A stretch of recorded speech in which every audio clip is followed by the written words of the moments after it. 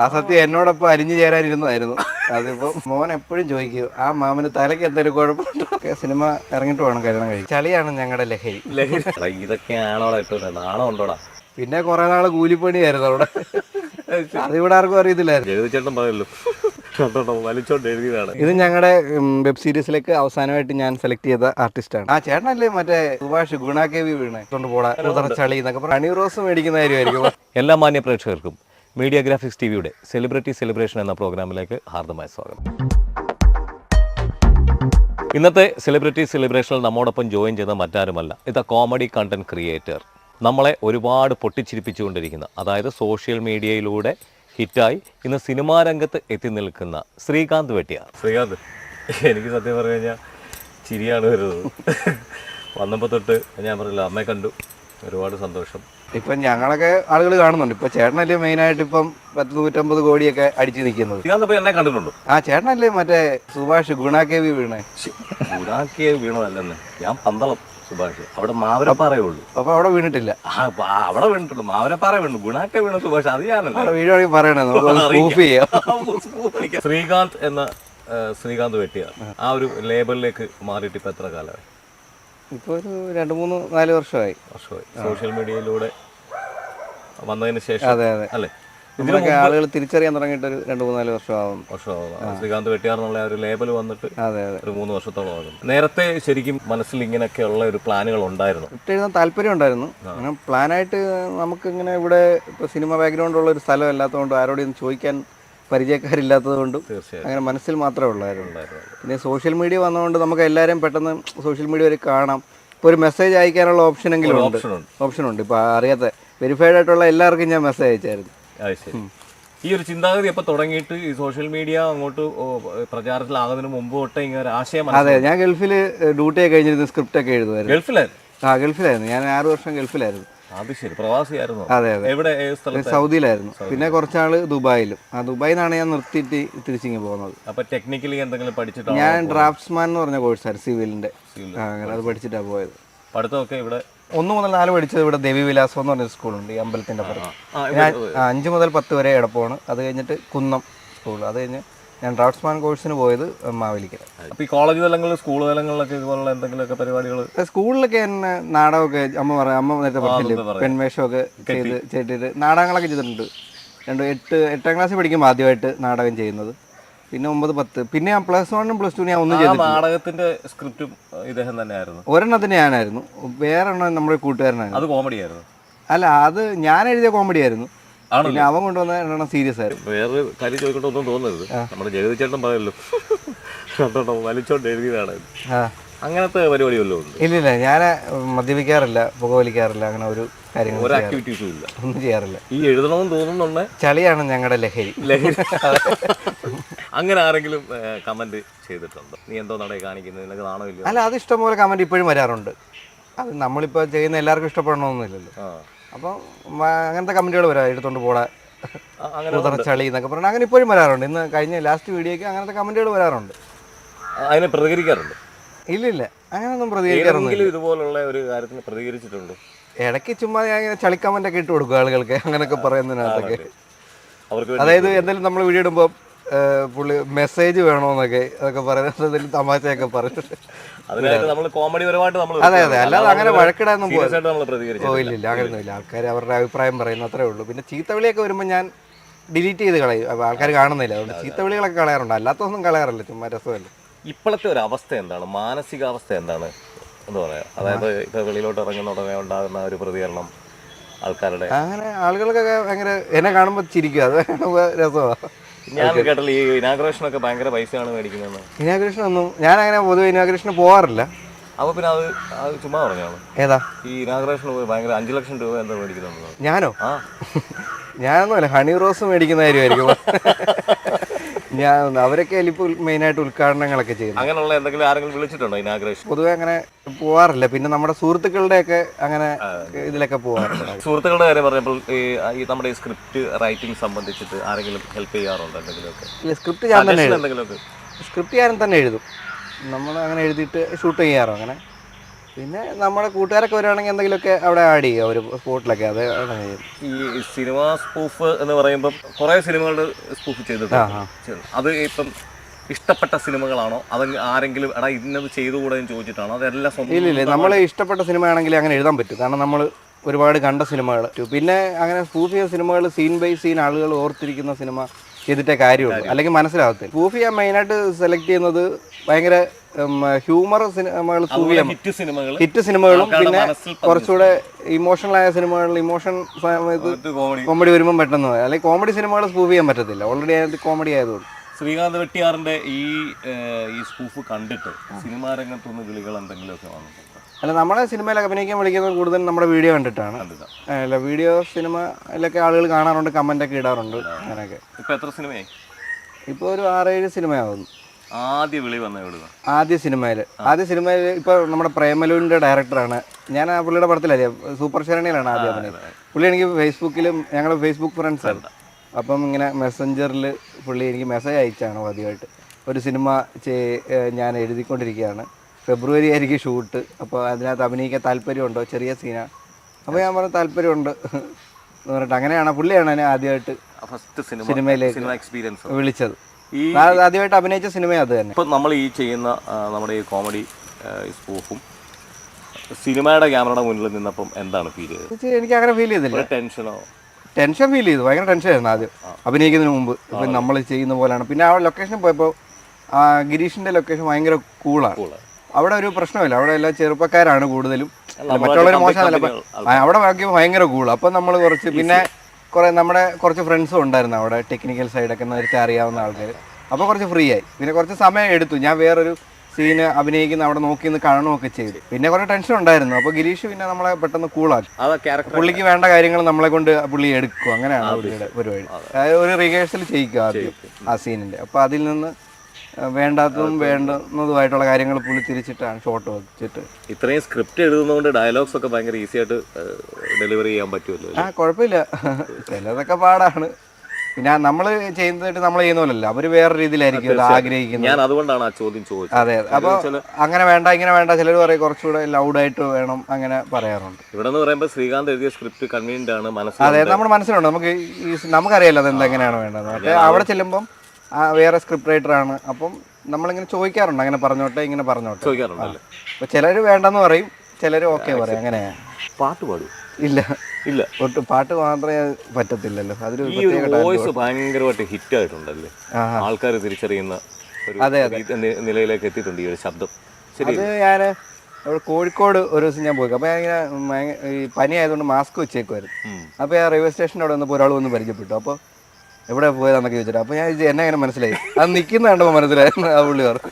അപ്പോൾ നമ്മുടെ ഈ വീഡിയോ കണ്ട് നമ്മളുടെ ആ ഒരു ബോഡി ലാംഗ്വേജ് ഒക്കെ ആളുകൾക്ക് ഇപ്പോൾ അറിയാം, ആൾക്കാർ നോട്ടീസ് ചെയ്യുന്നുണ്ട്. അതെ, ഇപ്പോൾ ഒരുപാട് എപ്പോഴും മൊബൈലിലാണല്ലോ. അപ്പോൾ കൂടുതൽ ഇപ്പോൾ TV കാണുന്നതിനേക്കാളും ഉപരി ആളുകൾ ഈ മൊബൈൽ കാണുമ്പോൾ നമ്മൾ നടക്കുന്നതും ഇരിക്കുന്നതും ഒക്കെ ആൾക്കാർക്ക് ഈ ശബ്ദം പോലും വളരെ ഹിറ്റായിട്ട് ഇരിക്കുന്നില്ലേ? അങ്ങനെ ആരെങ്കിലും വിളിച്ച് ചേട്ടാ ഞാൻ ചേട്ടൻ്റെ സൗണ്ട് ഒന്ന് പറഞ്ഞോട്ടെ എന്ന് ആരെങ്കിലും ചോദിച്ചിട്ടുണ്ടോ? ഇല്ലില്ല. മറ്റേ ശ്രീജിത്ത് ദാമോദരൻ എന്ന് പറഞ്ഞ ഒരാൾ നമ്മുടെ ഇങ്ങനെ ഫേസ് മേക്കപ്പ് വഴി ചെയ്തിട്ടുണ്ടായിരുന്നു കഴിഞ്ഞ ദിവസം, ആ ഫിഗർ. അപ്പോൾ അത് ഹിറ്റാവും. അത് അത്യാവശ്യം ഞാൻ കണ്ടായിരുന്നു, അത് അത്യാവശ്യം റീൽസിലൊക്കെ പോയായിരുന്നു. സ്റ്റേജ് ഷോകൾ എന്തെങ്കിലും? സ്റ്റേജ് ഞാൻ ചെയ്യാറില്ല, സ്റ്റേജ് ഭയങ്കര പാടാണ്. നമ്മൾ ആക്ഷനും കട്ടും പോലല്ല, സ്റ്റേജിൽ നമ്മൾ പെർഫോം ചെയ്യാന്ന് പറഞ്ഞാൽ ഭയങ്കര പാടാണ്. അതിന് ഭയങ്കര കഴിവ് വേണം. നമുക്ക് ആ സ്റ്റേജിൽ ഇപ്പം നമ്മളിപ്പോൾ മറ്റേ ഒരു ചിരി പമ്പർ ചിരിയിലൊക്കെ വിളിക്കാറുണ്ട്. പിന്നെ സ്റ്റേജ് പെർഫോമൻസ് ഭയങ്കര ബുദ്ധിമുട്ടാണ്, വേറൊരു പരിപാടിയാണ്. അതെ, നമുക്ക് ഇതിനകത്ത് ആക്ഷൻ കട്ടുണ്ട്, അതിൽ നമ്മൾ 15 ടേക്കിൽ ഒരെണ്ണമായിരിക്കും. പക്ഷേ സ്റ്റേജിൽ അതൊന്നുമില്ല. സ്റ്റേജിൽ നമ്മൾ ഡയറക്റ്റ് ഓഡിയൻസിനെ നമ്മൾ നേരിട്ട് കണ്ട് അവിടെ പെർഫോം ചെയ്യുന്നത് അത് വേറൊരു പരിപാടിയാണ്. ബോക്സ് അൺബോക്സ് ചെയ്യുന്ന ഒരു വീഡിയോ കണ്ടിരുന്നു, ഭയങ്കര രസമായിട്ട് എനിക്ക് ഭയങ്കരമായിട്ട് ഇഷ്ടപ്പെട്ടു, സ്വന്തമായിട്ട് തോന്നിയ ആശയം. അതെ, അത് ഞാനൊരു ദിവസം അമ്മയ്ക്ക് മൊബൈൽ മേടിക്കുന്ന സമയത്ത് ഞാനിപ്പോൾ കുറേ ഏത് മൊബൈലും നല്ലതെന്ന് അറിയാൻ വേണ്ടി കുറേ ഇങ്ങനെ മൊബൈലിൻ്റെ റിവ്യൂസ് നോക്കി.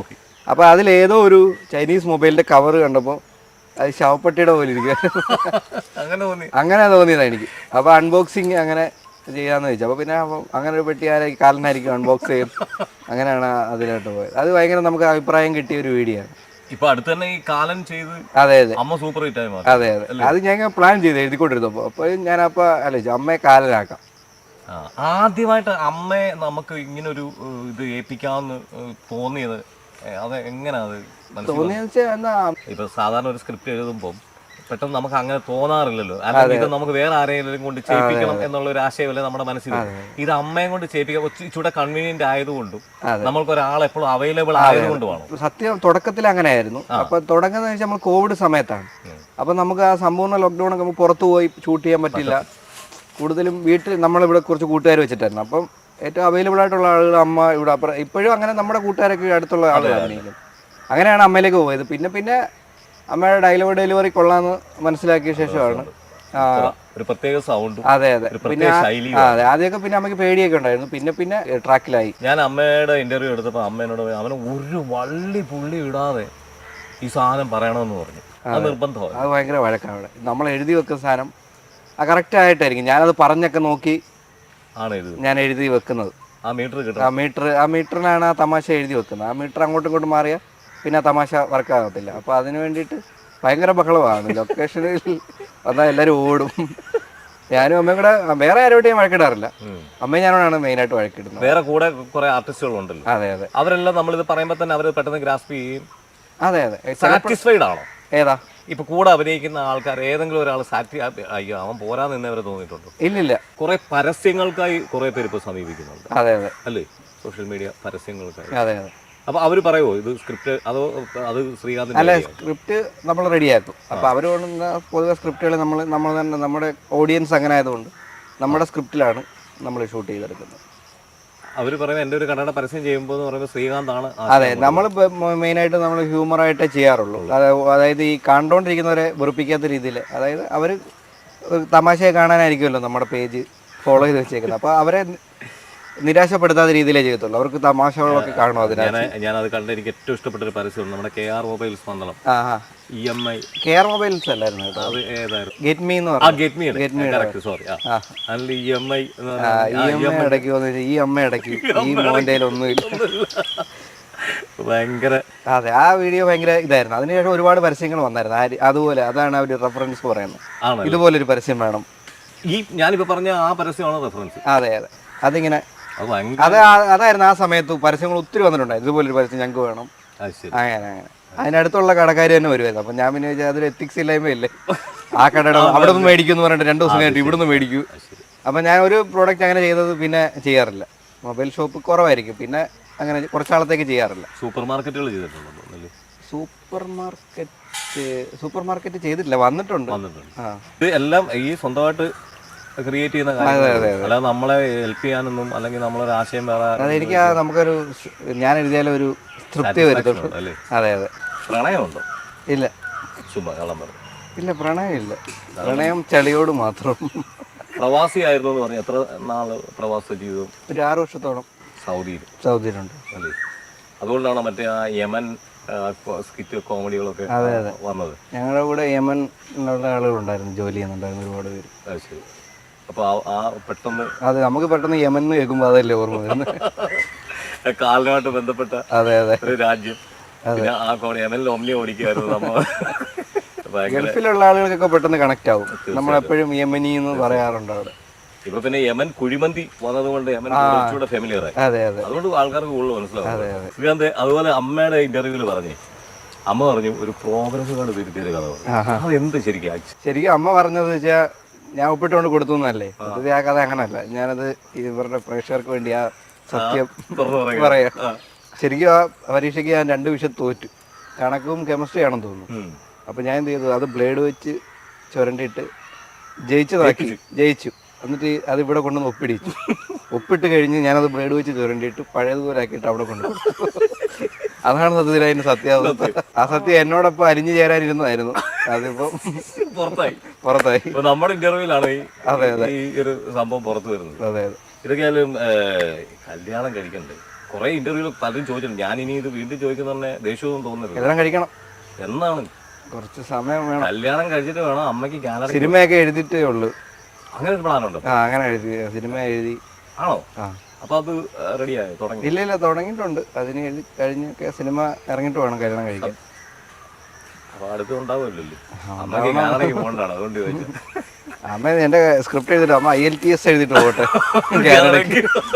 സ്ക്രിപ്റ്റ് കഴിഞ്ഞിട്ട് പോകാൻ നിൽക്കണ്ടാക്കി. അതെ അതെ. സിനിമയുടെ പരിപാടികൾ തുടങ്ങിയോ? എങ്ങനെയാണ്? മനസ്സിൽ എന്താണ്? മനസ്സിലിങ്ങനെ പ്ലാനുണ്ട്, അതിങ്ങനെ ചെറുതായിട്ട് എഴുതി തുടങ്ങിയിട്ടുണ്ട്. ഇപ്പൊ ഇതിന്റെ എല്ലാ തിരക്കുകളിലായതുകൊണ്ട് ഇനി അതിന് വേണ്ടി കുറച്ച് ഇല്ല, അങ്ങനൊന്നും ഇല്ല.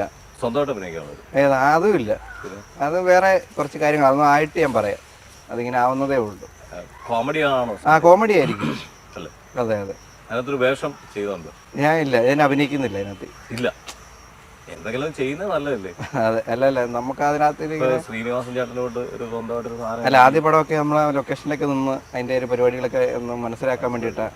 അഭിനയിക്കാൻ പോയി നമുക്ക് ആ ഒരു ഫുൾ സിനിമയുടെ കാര്യങ്ങളെ നമ്മൾ ഈ ഇതുപോലെ ലൊക്കേഷൻ അല്ലല്ല, അതുകൊണ്ടല്ല, ഡയറക്ഷൻ ചെയ്യുന്നില്ല. ലൊക്കേഷൻ സിനിമ ഫുള്ള് നമ്മൾ ലൊക്കേഷൻ പരിപാടികൾ ഒരു വേറെ രീതിയിലാണ്. അതെ, മനസ്സിലാക്കാൻ പറ്റുമല്ലോ. ബിപിൻ ജോർജ് നമ്മുടെ വീട്ടിൽ വന്നിട്ട് ആ ഒരു വീഡിയോ ഉണ്ട്, നല്ലൊരു സംഭവം.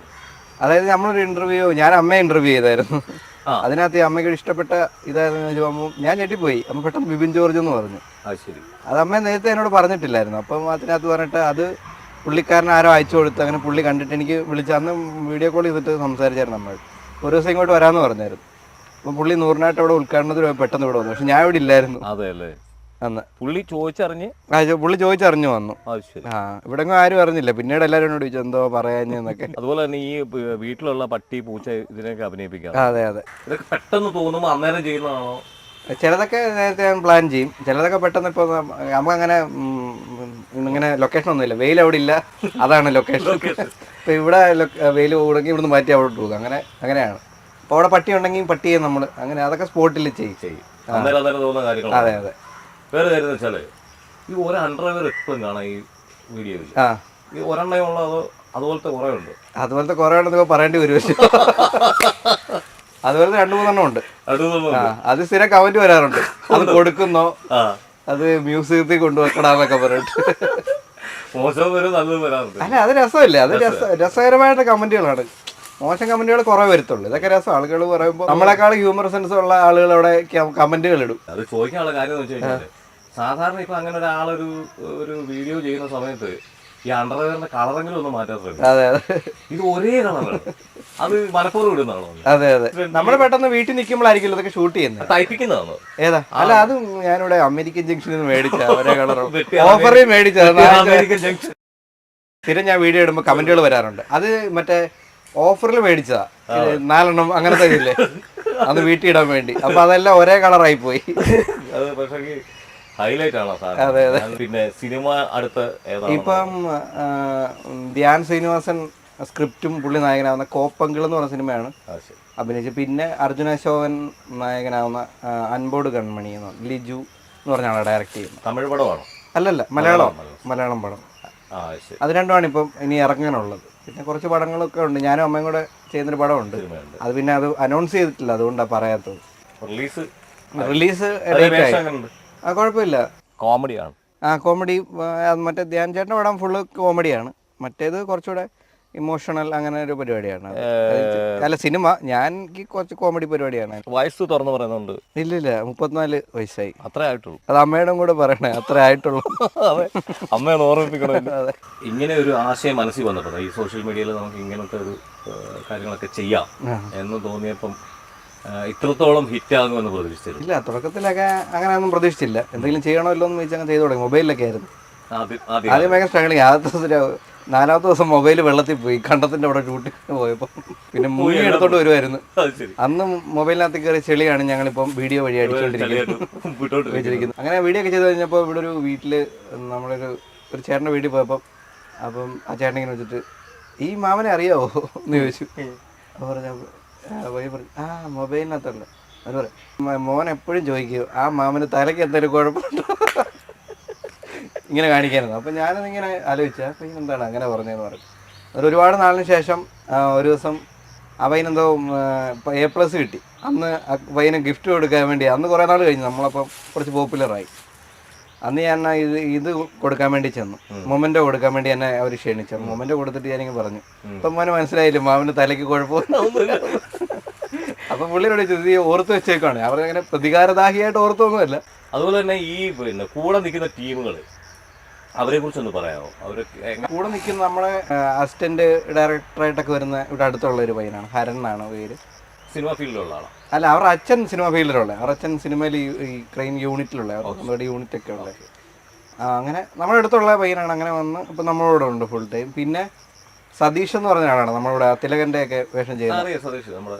സതീഷാണ് പിന്നെ ഉള്ളത്. പിന്നെ ഇപ്പം പിന്നെ നമ്മുടെ കൂടെ ഗായത്രി എന്ന് പറഞ്ഞ കുട്ടിയാണ് മാവേലിക്കര ഉള്ള അഭിനയിക്കുന്നത്. പിന്നെ നമിത, പിന്നെ പിന്നെ നമ്മുടെ ഒരു അജേഷുണ്ട്, പുള്ളിക്കാരനുണ്ട്, പുള്ളി വരും. പിന്നെ എബ്രഹാം തച്ചീരിൽ എന്ന് പറഞ്ഞിട്ട് പുള്ളിയാണ് എൻ്റെ ആശാൻ. എന്നെ ആദ്യമായിട്ട് ചാനലിൽ കൊണ്ടുപോയ എൻ്റെ ആശാനാണ്. പുള്ളി അന്ന് എഴുതുമായിരുന്നു. പുള്ളി ത്രൂ ആണ് ഞാൻ ചാനലിലേക്ക് പോയത്. ഫ്ലവേഴ്സ്, മനോരമ, അമൃത. അത് ഏത് പ്രോഗ്രാമിന് വേണ്ടിയായിരുന്നു? അത് അമൃതയിൽ ഇപ്പോഴും ആ പ്രോഗ്രാം ഉണ്ട്, മറ്റേ നമ്മുടെ കോമഡി മാസ്റ്റേഴ്സ്. അതിൽ തുടക്കം നമ്മളായിരുന്നു സ്ക്രിപ്റ്റ് എഴുതിക്കൊണ്ടിരുന്നത്. പിന്നെ കുറച്ചാൾ കോവിഡ് കഴിഞ്ഞപ്പോൾ നിന്നിട്ട് പിന്നെ ഞാൻ പോയില്ല. കോവിഡിന് ശേഷം അപ്പോഴത്തേക്ക് ഞാൻ ചാനൽ തുടങ്ങി. പിന്നെ ഫ്ലവേഴ്സിൽ കുറേ പ്രോഗ്രാം ചെയ്തിട്ടുണ്ട്. പിന്നെ നമ്മുടെ തകർപ്പൻ കോമഡിയിലാണ് ഞാൻ തുടങ്ങുന്നത്. കൂടെ. അതെ, അങ്ങനെയാണ്. പുള്ളിയാണ് എൻ്റെ ആശാൻ. പുള്ളി ഇപ്പം വരാറുണ്ട് അഭിനയിക്കും. ആരെങ്കിലും വിട്ടുപോയിട്ടുണ്ടോ എന്നുള്ളതാണ്. തുടക്ക കാലഘട്ടം ഏഷ്യാനെറ്റിന്നായിരുന്നു. അതെ അതെ. അന്നേരം ഗൾഫിൽ നിന്ന് വന്നതിന് ശേഷം, ഞാൻ ദുബായിൽ നിന്ന് വന്ന ശേഷമാണ്. അഭിനയിച്ച സിനിമകളെല്ലാം മനസ്സിൽ ഓർമ്മയുണ്ട്? എത്ര സിനിമ? ഞാൻ 1000 സിനിമ ഒന്നും ചെയ്തിട്ടില്ല. ആകെ 6 സിനിമ ചെയ്തിട്ടുള്ളൂ. അത് ഏതൊക്കെയാന്ന് പറയാം? അത് ഞാൻ ചെയ്തത് സൂപ്പർ ശരണി എന്ന് പറഞ്ഞ സിനിമയാണ്. പിന്നെ നമ്മുടെ ഇപ്പം ഈ കാതല് ഒക്കെ ചെയ്ത ജിയോ ബേബിയുടെ ഫ്രീഡം ഫൈറ്റ് എന്ന് പറഞ്ഞൊരു ആന്തോളജി സിനിമയാണ്. അത് OTT സോണി ലീവിലാണ് വന്നത്. രണ്ടാമത് ചെയ്തത് അതാണ്. പിന്നെ നമ്മുടെ കവി ഉദ്ദേശിച്ചതെന്ന് പറഞ്ഞ പടം ചെയ്ത ഡയറക്ടറിൻ്റെ സ്കൂളെന്ന് പറഞ്ഞൊരു പടം ചെയ്തു. പിന്നെ വെള്ളരിപ്പട്ടണം, മൺചേച്ചി സൗബിനിക്കുള്ള, അത് നമ്മുടെ ഇവിടെ തന്നെ ആയിരുന്നല്ലോ ഷൂട്ട്, അത് അഭിനയിച്ചു. പിന്നെ ചാർച്ചോർ എന്ന് പറഞ്ഞൊരു പടം ചെയ്തിട്ടുണ്ട്. ശ്രീജിത്ത് രവിയൊക്കെയാണ് അത് ചെയ്തേക്കുന്നത്, അത് വന്നിട്ടുണ്ട്. പിന്നെ ഇപ്പം ധ്യാൻ ശ്രീനിവാസൻ്റെ പടം, പിന്നെ അർജുന അശോകൻ്റെ അൻപോട് ഗൺമൻ. അർജുന അശോകൻ്റെ കൂടെ ഇപ്പം രണ്ടാമത്തെ പടമാണ് സൂപ്പർ ശരണ്യ. അങ്ങനെ അപ്പം ഇത്രത്തോളം സിനിമകൾ ചെയ്തപ്പം അമ്മയുടെ അംഗത്തും കിട്ടിയില്ല? അതിന് 15 സിനിമ വേണമെന്ന് പറഞ്ഞു. എത്ര? 15 സിനിമ. ഇതിപ്പോ 20 സിനിമ ആയിരുന്നു. അല്ല, ഈ വീട്ടിൽ അംഗത്തം കിട്ടണമെങ്കിൽ 20 സിനിമ വേണമെന്ന് ഞങ്ങളുടെ അമ്മ പറഞ്ഞ കാര്യം പറഞ്ഞു. ആ അമ്മയല്ല, ഞാൻ ചോദിച്ചാൽ ഈ അമ്മയുടെ നമ്മുടെ സംഘടന മലയാള ഇല്ല, അതിലെ അംഗത്വം കിട്ടിയിട്ടില്ല. ഇല്ല, ശ്രമിച്ചിട്ടില്ല. ഇല്ല, ശ്രമിച്ചിട്ടുമില്ല, കിട്ടിയിട്ടില്ല. ആഗ്രഹമില്ല. ആഗ്രഹമില്ലെന്ന്? ആഗ്രഹമുണ്ട്. അമ്മ സംഘടനയിലൊക്കെ ജോയിൻ ആയി കഴിഞ്ഞാൽ ലാലേട്ടനെയൊക്കെ കാണാൻ പറ്റുമല്ലോ. ഞാൻ ലാലേട്ടനെ കണ്ടായിരുന്നു. അതൊരു വലിയ കഥയാണ്. അത് സത്യം പറ, അത് അമ്മ സംഘടന ജോയിൻ ചെയ്യാനായിട്ട്? അല്ലല്ല, അതല്ല സംഭവിച്ചത്. അത് ഭയങ്കര അല്ലല്ല, അങ്ങനല്ല കണ്ടത്. അത് ഭയങ്കര ലാവിഷായിട്ട് നമ്മൾ ഭയങ്കര ആർഭാടമായിട്ട് പോയാണ് കണ്ടത്. അത് വെച്ച് കഴിഞ്ഞാൽ അത് നമ്മുടെ വീഡിയോ കാരണമാണ്. അത് ഞാൻ ഒരു ചെതലിൻ്റെ വീഡിയോ ചെയ്തിട്ടുണ്ടായിരുന്നു. അതായത് ഞങ്ങളെ ചെതലിൻ്റെ ക്യാരക്ടറായിട്ട്. അപ്പം അതിനകത്ത് ഇങ്ങനെ പറഞ്ഞുകൊണ്ടിരിക്കുമ്പം ഒരു ചെതൽ പറയും നമുക്ക് 2 മൂഴം എടുത്ത് തിന്നാന്ന് പറയും. അപ്പോൾ ഒരു ചെതൽ പറയും, എടാ ശ്രീകുമാർ മേനോൻ ചെതലെങ്ങാണോ അറിഞ്ഞാൽ അത് മതി, ഒരുപാട് കഷ്ടപ്പെട്ടാണ് 2 മൂഴം എടുത്ത് തിരിച്ചു വെച്ചതെന്ന് പറഞ്ഞു. ആ വീഡിയോ ശ്രീകുമാർ സാർ കണ്ടു, നമ്മുടെ ഒടിയൻ സിനിമ ഡയറക്റ്റ് ചെയ്ത്. പുള്ളി എന്നിട്ട് അത് പുള്ളിയുടെ പേജ് ഷെയർ ചെയ്തിട്ടുണ്ടായിരുന്നു. എന്നിട്ട് പുള്ളി എനിക്ക് വാട്സാപ്പിൽ മെസ്സേജ് ചെയ്തു, ശ്രീകുമാർ മേനോൻ ഹിയർ ഒന്ന് നമുക്ക് സംസാരിക്കാമെന്ന് പറഞ്ഞു. അപ്പോൾ ഞാൻ വെച്ച് നമ്മുടെ കൂട്ടുകാരന്മാരൊക്കെ ഇടയ്ക്ക് അങ്ങനെ മെസ്സേജ് അയക്കും അവരതുകൊണ്ട്. അപ്പോൾ ഞാൻ എന്നിട്ട് ജസ്റ്റ് വിളിച്ചു നോക്കി. അപ്പോൾ പുള്ളിക്കാരൻ തന്നെ ആയിരുന്നു. അപ്പോൾ പുള്ളിക്കാരന് പുഷ് 360 എന്ന് പറഞ്ഞൊരു ഏജൻസി ഉണ്ട്, ആഡ് ഏജൻസി. അപ്പോൾ അവിടേക്ക് എന്നെ വിളിച്ചു. അപ്പോൾ ഞാൻ വെച്ചാൽ അവിടെ കൊണ്ട് ഇടിക്കാനുള്ള പരിപാടി. അങ്ങനെ അവിടെ വിളിച്ചിട്ട് പുള്ളി ഞങ്ങൾ പരിചയപ്പെട്ടു. 2 ദിവസം അവിടെ ചിലവഴിച്ചു. അപ്പോൾ പുള്ളി എന്നോട് പറഞ്ഞു, ഒരു ആഡുണ്ട്, ക്രേസ് ബിസ്ക്കറ്റിൻ്റെ ആഡ് ഷൂട്ടുണ്ട്, അത് ലാലേട്ടൻ വരുന്നുണ്ട്, വരുമോ നമുക്ക് പരിചയപ്പെടാമെന്ന് പറഞ്ഞു. അപ്പോൾ ഞാൻ ലാലേട്ടനെ പരിചയപ്പെടാൻ, പക്ഷേ ഞാൻ ഭയങ്കര ലാലേട്ടൻ ഫാനാണ്, വർഷങ്ങളായിട്ട് നടക്കുകയാണ്. അന്ന് ശ്രീകുമാർ സാർ അവിടെ പോയി 2 ദിവസം ഫുള്ള് ഞാൻ രാവിലെ തൊട്ട് വൈകുന്നേരം വരെ ലാലേട്ടനെ ഇങ്ങനെ കണ്ടോണ്ടിരിക്കുക. അവിടെ ലാലേട്ടൻ ഇരിക്കുന്നു, കണ്ടോണ്ടിരിക്കുന്നു. സംസാരിക്കാൻ പറ്റി, ഒത്തിരി സംസാരിക്കാൻ പറ്റിയില്ല. സാർ എന്നെ പരിചയപ്പെടുത്തി, ഇത് റീൽസൊക്കെ ചെയ്യുന്നതാണ്. അപ്പോൾ എന്താ മോനെ എന്ന് ചോദിച്ചു. അങ്ങനെയായിരുന്നു. അപ്പം കണ്ടിന്യൂസ് ഷൂട്ട് നടക്കുമായിരുന്നു ആഡിൻ്റെ. അപ്പം ഞാൻ രാവിലെ തൊട്ട് ഇല്ല, നമ്മളിങ്ങനെ കണ്ടിട്ടില്ലല്ലോ, ഇതൊരു നമ്മളിങ്ങനെ ഒരു കൗതുകം കണ്ടിട്ടുണ്ടെങ്കിൽ രാവിലെ തൊട്ട് ലാലേട്ടൻ എന്തൊക്കെയാണ് ചെയ്യുന്നത്, എങ്ങനെയാണ് ഇരിക്കുന്നത്, ഇങ്ങനെ കണ്ടോണ്ടിരിക്കുക. 2 ദിവസം ഫുള്ള് നമുക്ക് കാണാൻ പറ്റും. ശ്രീകുമാർ സാറാണ് ആ ഭാഗ്യം ഒരുക്കി തന്നത്. ഈ ഒരു വീഡിയോ ചെയ്യുന്നുണ്ടെങ്കിൽ ഇപ്പോൾ ഒരു ബാക്ക്ഗ്രൗണ്ട് അല്ലെങ്കിൽ അതിൻ്റെ സിറ്റുവേഷൻ ഓക്കെ അല്ല എന്ന് എപ്പോഴെങ്കിലും തോന്നിയിട്ടുണ്ട്? ഐ മീൻ ഉണ്ട്, അത് തോന്നാറുണ്ട്. പിന്നെ നമ്മുടെ ഒരു പരിമിതി വെച്ചിട്ടാണ് ചെയ്യുന്നത്. ഇപ്പോൾ നമുക്ക് ഇപ്പോൾ നമ്മളിപ്പോൾ എല്ലാവരും യൂട്യൂബിൽ നിന്ന് ഒരുപാട് പൈസ കിട്ടുമെന്നാണ് ഇരിക്കുന്നത്. പക്ഷേ യൂട്യൂബിൽ നിന്ന് ഒരു വീഡിയോക്ക് ചിലപ്പം കുറച്ച് തുച്ഛമായ പൈസയേ ഉള്ളൂ. അത് നമ്മൾ ഇൻവെസ്റ്റ്മെന്റ് അനുസരിച്ച് പൈസ കിട്ടിയില്ലെങ്കിൽ യൂട്യൂബിൽ നിന്ന് ചിലപ്പോൾ കിട്ടണമെന്നില്ല. അങ്ങനെ. അപ്പോൾ അതിനനുസരിച്ച് ചിലവ് കൂടെ ഞാൻ എഴുതുന്ന സമയത്ത് അയ്യോ അത് വേണ്ട, അത് ചിലവ് അങ്ങനെ. പക്ഷെ നമുക്ക് നമ്മൾ അത്ര ഒരു പ്രൊഡക്ഷൻ സൈഡും ഞാൻ തന്നെ എല്ലാത്തിനും പൈസ മുടക്കുന്നതുകൊണ്ട് അത്ര പൈസ നമുക്ക് അതിനകത്ത് കിട്ടുന്നില്ല. പക്ഷേ ചില വീഡിയോക്ക് എനിക്ക് കിട്ടത്തില്ല. പണ്ടൊക്കെ ഞാൻ ഒരുപാട് പൈസ ഇറക്കി ചെയ്തിട്ടുണ്ട്, എന്നാൽ അതുപോലെ തന്നെ പൈസ കിട്ടും. ഇപ്പം അത്ര ഞാൻ അങ്ങനെ ഇത് മുടക്കാറില്ല. കോസ്റ്റ്യൂമിനൊക്കെയാണ് മുടക്കാറ് കൂടുതൽ. ശരിക്കും യൂട്യൂബിന് ഒരു വരുമാനം കൃത്യമായിട്ട് വരുന്നുണ്ട്. വരുന്നുണ്ട്. പിന്നെ നമ്മൾ ഒരുപാട് വീഡിയോസ് ഞാൻ ഇടാറില്ല, അതുകൊണ്ട് കുഴപ്പമില്ല. അത് ഒത്തിരി പൈസ കിട്ടാറില്ല, കുറച്ച് പൈസയേ ഉള്ളൂ. നമ്മളങ്ങനെ കണ്ടിന്യൂസ് ആയിട്ട് വീഡിയോ ചെയ്യാറ്, ഒത്തിരി വീഡിയോ ഒന്നും ചെയ്യാറില്ല. മാസം ഒരു 3 വീഡിയോ ഒക്കെ ചെയ്യാറുള്ളൂ. ഒരുപാട് വീഡിയോ 10 ലക്ഷം രൂപ 10 ലക്ഷമോ മൊത്തത്തിൽ 10 ലക്ഷം രൂപ കിട്ടിയിട്ടില്ല ഇത്ര നാളായിട്ട്. അത്രയും പൈസ നമുക്ക് കിട്ടാറില്ല. ചിലവ് കൂടുതൽ. ഇപ്പോൾ ഒരു വീഡിയോ നമ്മൾ ചെറിയൊരു വീഡിയോ ഒക്കെ ഷൂട്ട് ചെയ്ത് വരുമ്പോഴത്തേക്കും നമ്മുടെ കൂടെ വരുന്നവർക്കെല്ലാം നമ്മൾ പേയ്മെൻറ്റ് കൊടുക്കാറുണ്ട്. പിന്നെ നമ്മുടെ ഫുഡ്, നമ്മളിപ്പോൾ രാവിലെ ഷൂട്ടുണ്ടെങ്കിൽ രാവിലെ ഉച്ചയ്ക്കും ഫുഡ് കഴിക്കും. അതിൻ്റെ പിന്നെ കോസ്റ്റ്യൂം ഉണ്ടെങ്കിൽ പിന്നെ നമ്മൾ ചിലയിടത്ത് പോയി ഷൂട്ട് ചെയ്യും. ഇപ്പം പെട്രോൾ ചാർജ് അങ്ങനെ നമുക്ക് കുറച്ച് പൈസ ചിലവാകാറുണ്ട്. എല്ലാവർക്കും പേയ്മെൻറ്റ് ചില ഷൂട്ടൊക്കെ 10 പേരെ കാണും, 10 പേരുടെ പേയ്മെൻറ്റ്, ഫുഡ് അങ്ങനെ. പിന്നെ ആളുകൾ വിചാരിക്കുന്ന ഒരുപാട് പൈസ കിട്ടുമെന്നാണ്.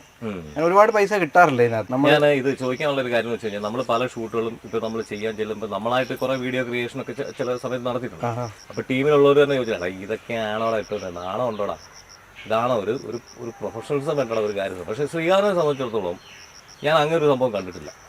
കിട്ടുന്ന സാധനം ഉപയോഗിച്ച് അങ്ങ് ചെയ്യാന്നുള്ളത്. അതെ, അത് നമ്മളൊന്നും ചെയ്യാതിരിക്കുന്നത്. നമുക്ക് എനിക്കിപ്പം ബാഹുബലിയുടെ സെറ്റ് വന്നിട്ട് ഞാൻ ചെയ്യത്തുള്ളൂ എന്നുള്ളത് അങ്ങനെയൊന്നുമില്ല. ആ രീതി ചെയ്യാം, 2 രീതിയും ചെയ്യാം. എന്നുവെച്ചാൽ ആ രീതി വന്നു കഴിഞ്ഞാൽ കുറച്ചുകൂടെ രസമായിരിക്കും. പിന്നെ നമുക്കതില്ലാത്തടത്തോളം കാലം നമുക്കങ്ങനെ ചെയ്തേ പറ്റൂ. ആ സമയത്ത് അപ്പം നമ്മൾ കണ്ടന്റ് വലുതാക്കുക. പ്രോപ്പർട്ടി ഇല്ലെങ്കിൽ കണ്ടൻറ്റാണ് മെയിൻ. കണ്ടന്റ് നമുക്ക് കയറി നിന്ന് കഴിഞ്ഞാൽ ഒന്നും ഇല്ലെങ്കിലും കുഴപ്പമില്ല.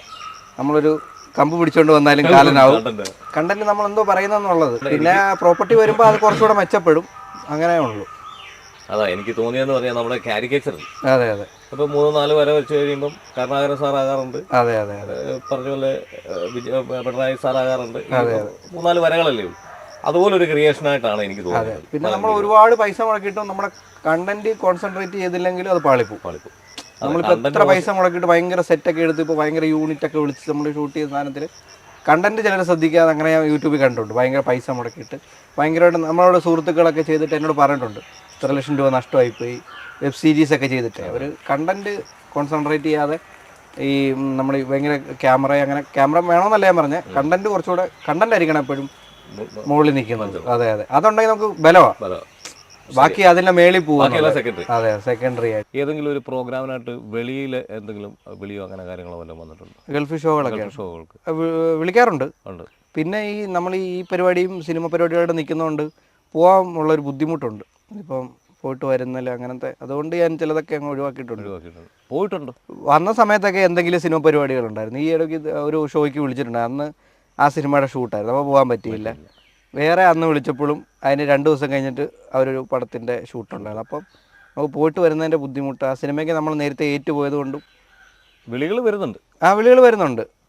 UK നിന്നൊക്കെ വിളിച്ചായിരുന്നു. പിന്നെ ഈ പോയിട്ട് വരുന്നതിൻ്റെ ബുദ്ധിമുട്ട്. അപ്പോഴൊക്കെ എന്തെങ്കിലും പരിപാടികൾ കാണും, എന്തെങ്കിലും നമ്മൾ നേരത്തെ ഡബ്ബിങ് പറഞ്ഞിട്ടുണ്ടായിരിക്കും ചെയ്ത പടത്തിൻ്റെയൊക്കെ. അപ്പം അവർക്ക് നമ്മളിപ്പോൾ നമുക്കല്ല സിനിമ ആവശ്യം, നമുക്കങ്ങനെ അങ്ങോട്ട് മാറ്റി വെക്കാമെന്നൊന്നും പറയാൻ പറ്റത്തില്ലല്ലോ ഞാൻ പോയിട്ട് വരുന്നത്. അപ്പം നമുക്ക് പ്രിഫറൻസ് സിനിമ. അതെ. പിന്നെ അവർക്ക് അത് തന്നെ ആയിരിക്കണം അതിൻ്റെ ശരി. അപ്പോൾ നമ്മൾ നേരത്തെ ഏറ്റ കാര്യങ്ങൾ ചെയ്യുക എന്നുള്ളതാണ്. എന്നാലും എനിക്ക് കൂടുതൽ അറിയാൻ ആഗ്രഹമുള്ള ആ സ്ക്രിപ്റ്റ് എന്താണ്, അത് എങ്ങനെയാണെന്നുള്ളത്. സ്ക്രിപ്റ്റ് എന്ന് വെച്ച് കഴിഞ്ഞാൽ ഇപ്പോൾ എല്ലാവരും ഭയങ്കര പേടിച്ചിരിക്കുന്ന സ്ക്രിപ്റ്റ് റൈറ്റർമാരൊക്കെ, നമ്മുടെ കൂട്ടുകാരൊക്കെ അത്യാവശ്യം പരിചയക്കാരൊക്കെ ഉണ്ട്. അപ്പോൾ എല്ലാവരും വെച്ചാൽ ഇപ്പോൾ ഉള്ള പടങ്ങളെന്ന് വെച്ച് കഴിഞ്ഞാൽ ഭയങ്കര കണ്ടന്റ് വേണം. ഒരു ആവറേജ് ഹിറ്റുകളൊന്നും ഇല്ല, കണ്ടന്റാണ്. ഇപ്പം മഞ്ഞുമൽ ബോയ്സ് ഭയങ്കര ഹിറ്റാവുന്നു, പ്രേമലു ഹിറ്റാവുന്നു. അപ്പോൾ ആവറേജ് പണ്ട് കുറേ സിനിമകളൊക്കെ ഒരു 20 ദിവസം ഓടുന്നു. അപ്പോൾ ഒരു ആവറേജ് ഹിറ്റ് ആ പരിപാടി ഇല്ല. ഇപ്പം നല്ല കണ്ടന്റ് ഉണ്ടെങ്കിൽ ഹിറ്റ്, കണ്ടന്റ് ഇല്ലെങ്കിൽ ഔട്ട്, അങ്ങനെ ഒരു സ്റ്റേജിലേക്ക് വന്നിട്ടുണ്ട്. അതുകൊണ്ട് സ്ക്രിപ്റ്റ് എഴുതുന്നതൊക്കെ ഒരു കൂട്ടുകാരനെ വിളിച്ചിട്ടുണ്ട്, സ്ക്രിപ്റ്റ് എഴുതിയിട്ട് കീറിക്കളഞ്ഞെന്ന്. പുള്ളി ഓൾറെഡി ഒരു സിനിമ ചെയ്തിട്ടുള്ള ആളാണ്. ആ പുള്ളി പറഞ്ഞ് ഇപ്പോൾ പേടിയാവുമോ, അതായത് ഇത് വർക്കാവുമോ തിയേറ്ററിൽ അത്രയും സൂപ്പർ കണ്ടന്റ് വേണം ആ പടം ഓടണമെങ്കിൽ. അങ്ങനെ ഒരു ഇതിലേക്ക് പോയി സിനിമ. അപ്പം നമ്മളും ഒരു സിനിമ ചുമ്മാതൊരു സിനിമ ഇത് പോവാന്നുള്ളതല്ല, നമ്മൾ എഴുതുന്ന സിനിമ അങ്ങനെ ശ്രദ്ധിക്കപ്പെടണം, പൈസ കിട്ടണം പ്രൊഡ്യൂസർക്ക്. അതാണ് ഫസ്റ്റ് കാര്യം. അതാണ്, അതായത് നമുക്ക് നമ്മളെ വിശ്വസിച്ച് പൈസ കൊടുക്കുന്ന ഒരാൾക്ക് ആ പൈസ ഉണ്ടാക്കി കൊടുക്കുക എന്നുള്ളതാണ് സിനിമയുടെ. ഞാനിപ്പോൾ എന്തെങ്കിലും സിനിമ ചെയ്യുകയോ എഴുതുകയൊക്കെ ആണെങ്കിൽ എൻ്റെ ഫസ്റ്റ് പ്രയോറിറ്റി അതാണ്. അതാ പുള്ളിക്ക് പൈസ കിട്ടുക. വായനാശീലം എങ്ങനെയാണ്? ഞാൻ അത് വായിക്കാറേ ഇല്ല. സത്യമാണോ? ഞാൻ ഒരു നോവലും ഒന്നും വായിച്ചിട്ടില്ല, സത്യമായിട്ടുള്ള കാര്യം. എന്നിട്ടും ഇത്രയും ഇത് എനിക്ക് കുറച്ചുകൂടെ വിഷ്വലി കാണുന്നതാണ് കുറച്ചുകൂടെ ഈസി, ഈ നിലനിൽക്കുക, എനിക്ക് ഓർത്തിരിക്കുന്നത്. ബുക്ക് വായിക്കുന്ന അപ്പോൾ പലർക്കും പല രീതിയിൽ, ചിലർക്ക് ബുക്ക് വായിക്കുന്നതായിരിക്കും മനസ്സിലെപ്പോഴും. ഞാനത് കണ്ടപ്പോൾ ശ്രീകാന്തിൻ്റെ പല ഈ ഇത് കാണുമ്പോഴും വീഡിയോസ് കാണുമ്പോഴും ഓർക്കുന്നത് നല്ല വായനാശീലമുള്ള ഒരു... അതെ അതെ, ഞാൻ കൂടുതലും ബുക്ക് എടുത്ത് വായിക്കാറില്ല, അങ്ങനെ എനിക്ക് മടിയാണ്. പിന്നെ അതെനിക്ക് അങ്ങനെ ഇൻട്രസ്റ്റ് തോന്നിയിട്ടില്ല, ഓരോരുത്തർക്കും ഓരോ ഇൻട്രസ്റ്റ് അല്ല. എനിക്ക് വിഷ്വലി കാണുന്നതാണ് കൂടുതൽ ഓർത്തിരിക്കുന്നതും എനിക്ക് ഇഷ്ടം. പൊതുവെ മടിയനാണോ? മടിയനൊന്നുമല്ല, നമ്മൾ പണിയെടുക്കും, പക്ഷേ ബുക്ക് വായിക്കാനുള്ള മടിയുണ്ട് എനിക്ക്. അപ്പം ഇപ്പോൾ എന്തെങ്കിലും ഇപ്പം ചെതലുകളെ പറ്റി എഴുതിയ സമയത്ത് മൊത്തം ബുക്കുകളെ പറ്റിയായിരുന്നു അതിനകത്ത് പറഞ്ഞുകൊണ്ടിരുന്നത്. അപ്പം അതിനുവേണ്ടി അതിനുള്ള ആവശ്യമുള്ള റെഫറൻസ് എടുക്കും. അങ്ങനെ ബുക്ക് വായിക്കാനുള്ള ഒരു ബുക്ക് വായിക്കാൻ നല്ലതാണ്, നമ്മുടെ എഴുത്തിനൊക്കെ ഒരു തുടക്കവും ഒടുക്കവും ഒക്കെ കിട്ടും. പക്ഷേ എനിക്ക് അതിനുള്ള ചെയ്യുന്ന പിന്നെ വീഡിയോസിൽ പലരും ചളിയാണ് എന്നൊക്കെ പറയുന്നുണ്ടെങ്കിൽ പോലും ഇതൊരു ക്രിയേഷൻ ആണല്ലോ. അതെ, ഞാൻ ഇത് കാണുമ്പോഴെല്ലാം ഓർക്കും ശ്രീകാന്ത് നല്ലൊരു വായനാശീലമുള്ളൊരു... ഇല്ല, ഞാൻ ബുക്ക് അങ്ങനെ വായിച്ചിട്ടില്ല, ഒരു ബുക്കും വായിച്ചിട്ടില്ല. ഞാൻ ആകെ വായിച്ചിട്ടുള്ളൊരു ബുക്ക് എന്ന് വെച്ച് കഴിഞ്ഞാൽ ഒരു പൂമ്പാറ്റെ. അതല്ല, അതൊക്കെ നമ്മൾ ചെറുപ്പത്തിൽ വായിക്കുന്നത്. അതിനുശേഷം ഒരു ഈ കോവിഡ് സമയത്ത് ഒരു സർജൻ്റെ കുറിപ്പുണ്ടായിരുന്നു, ഉമാദത്തൻ എന്ന് പറഞ്ഞിട്ട്, ഫോറൻസിക്. ആ ബുക്ക് ഞാൻ വായിച്ചിട്ടുണ്ട്. അത് കോവിഡ് സമയത്ത് അത് ഭയങ്കര ഇൻട്രസ്റ്റിംഗ് ആയിട്ട് തോന്നിയിട്ട് അത് വായിച്ചിട്ടുണ്ട്. ആകെ ഒരു ബുക്കേ വായിച്ചിട്ടുള്ളൂ. പിന്നെ ഒരു ജനറൽ നോളജ് ഉണ്ടാക്കി വെക്കാൻ ശ്രമിക്കുന്നുണ്ട് എല്ലാ കാര്യങ്ങളും. ഇപ്പം ന്യൂസ് ആണെങ്കിൽ ഞാൻ ന്യൂസ് ചാനലുകൾ, പത്രം വായിക്കാറില്ല. ഇന്നത്തെ എന്താണ് പ്രധാന വാർത്തകൾ എന്നൊക്കെ ശ്രദ്ധിക്കാറുണ്ട്. ശ്രീകാന്ത് വെട്ടിയാർ ഇത്രയും നേരം ഞാൻ സംസാരിച്ചത് അടുത്തോളം താങ്കൾ വളരെ എന്താ പറയുക ജെന്യൂനായിട്ടുള്ളൊരു മനുഷ്യനാണ്, നിഷ്കളങ്കനാണ്, എല്ലാ കാര്യങ്ങളും തുറന്നു അങ്ങനല്ലേ ആക്ടിങ് ആണ് അല്ലേ? ശരി. അതെ, നമുക്കിപ്പോൾ മറച്ചു വെക്കാനൊന്നും കാര്യങ്ങളൊന്നും ഇല്ല. മറ്റ് മനുഷ്യരോട് കള്ളം കാണിക്കും അങ്ങനത്തെ ഇല്ല, ആരെ ഉപദ്രവിക്കാൻ പോകാറില്ല വ്യക്തിയാണ്. എനിക്ക് അങ്ങനെയാണ് തോന്നിയത്. ശരിയല്ലേ? അതെ, എനിക്ക് ഒന്നാമത്തെ കാര്യം അത് ഇഷ്ടമല്ല, ആൾക്കാരോട് ദേഷ്യം വെച്ചോണ്ടിരിക്കും. നമുക്ക് അതിനൊന്നും സമയമില്ല. എന്നാലും നമ്മളിങ്ങനെ എഴുതും പരിപാടിയൊക്കെ ഉള്ളതുകൊണ്ട് നമ്മൾ ഭയങ്കര ദേഷ്യത്തിലും കലിപ്പിലും ഒക്കെ ഇരുന്ന് നമ്മളെപ്പോഴും നമ്മുടെ മനസ്സിനെ ഓക്കെ ആക്കി വെക്കുക എന്നുള്ളത്. ആരോടും പോകാതിരിക്കുക, ആരോടും വഴക്കിനും പോകാതിരിക്കുക. ഇല്ല, ഓൾറെഡി നമുക്ക് അങ്ങനെ നമ്മളൊരു മിഡിൽ ക്ലാസ് രീതി ജീവിച്ച് അങ്ങനെ അന്നത്തെ പൈസയ്ക്ക് അങ്ങനെ ജീവിച്ചു. ഗൾഫിലൊക്കെ പോയാണ് കുറച്ച് പൈസയൊക്കെ ഉണ്ടായത്. അത് അന്ന് സാമ്പത്തിക ബുദ്ധിമുട്ടായതുകൊണ്ടാണ് ഞാൻ 21ാമത്തെ വയസ്സിൽ തന്നെ ഗൾഫിൽ പോയി. അപ്പം വേറെ ഒന്നും താല്പര്യമുണ്ട്, സ്ക്രിപ്റ്റും ഡയറക്ഷൻ പഠിക്കണമെന്നൊക്കെ ആരോടും പറഞ്ഞിട്ട് പോലും ഇല്ല. അന്ന് നമ്മളിവിടുന്ന് പോയി. പിന്നെ ഞാൻ വരുന്ന ഒരു 10-29 വയസ്സ് കഴിഞ്ഞപ്പോഴാണ്. നമ്മുടെ ആ ഒരു ചെറുപ്പം മുഴുവൻ ഗൾഫിലായിരുന്നു. അതിന് ശേഷമാണ് നമ്മളിതിലേക്ക് വന്നത്. 30 വയസ്സിന് ശേഷമാണ് ഇങ്ങോട്ട് വന്നത്. അപ്പോൾ എല്ലാം ഫുൾ ടൈം അവിടെ ആയിരുന്നു, ഇതിനൊന്നും സമയം കിട്ടിയിട്ടില്ല. ഞങ്ങൾ ഗൾഫിൽ പോയി. അവിടുത്തെ കഥകളെന്ന് പറഞ്ഞാൽ 15 എപ്പിസോഡുണ്ട്, അത് തീരത്തില്ല.